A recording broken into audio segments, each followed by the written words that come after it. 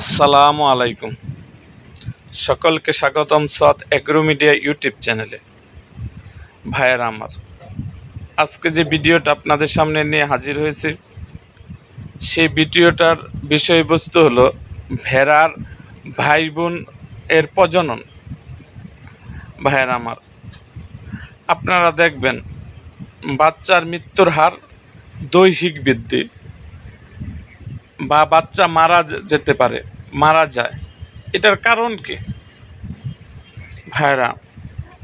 এটা অন্তঃপ্রজননের ভাই বোন।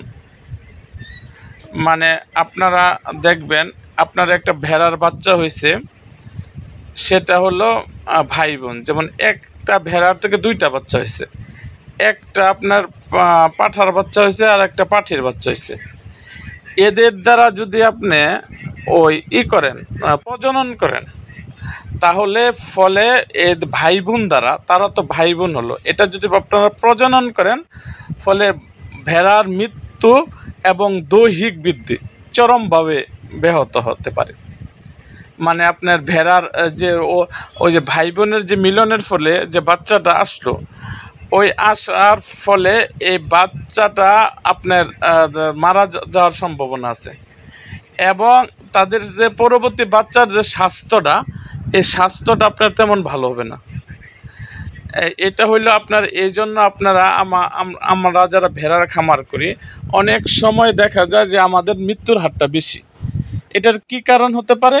ওই যে ভাই বোন দিয়ে যে প্রজনন করানো হয়েছিল, এই কারণে ভেড়ার মৃত্যুর হারটা বেশি হতে পারে। আর সাধারণত যারা বাণিজ্যিকভাবে ভেড়ার খামার করে, তারা ভাই বোন দিয়ে এটা প্রজননটা করায় না। আমরাও যারা 10-12টা ভেড়া আমরা পালন করতেছি, তারা আমরা চেষ্টা করব যে ভেড়ার খামারে নতুন নতুন আপনার পাঠা ক্রয় করার জন্য।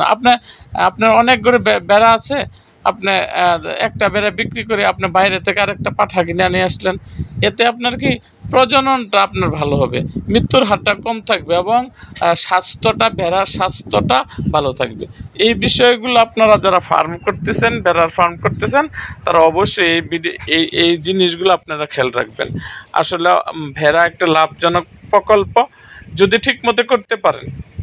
এবং এই বিষয়ে আপনারা জানেন যে আমি আমার চ্যানেলে শুধু ভেড়ার ভিডিও দিয়ে থাকি। আসলে আমি অনেক বই ঘাটাঘাটি করে এবং নিজের বাস্তব অভিজ্ঞতা থেকে আমি আপনাদের সামনে ভিডিওগুলো হাজির করে থাকি। তো আমার ভিডিওগুলো আপনারা দেখবেন, এবং কোনো কিছু জানার আগ্রহ থাকলে অবশ্যই আপনারা কমেন্ট বক্সে কমেন্ট করবেন। সো আজ এই পর্যন্তই, দেখা হবে আমার অন্য কোনো ভিডিওতে।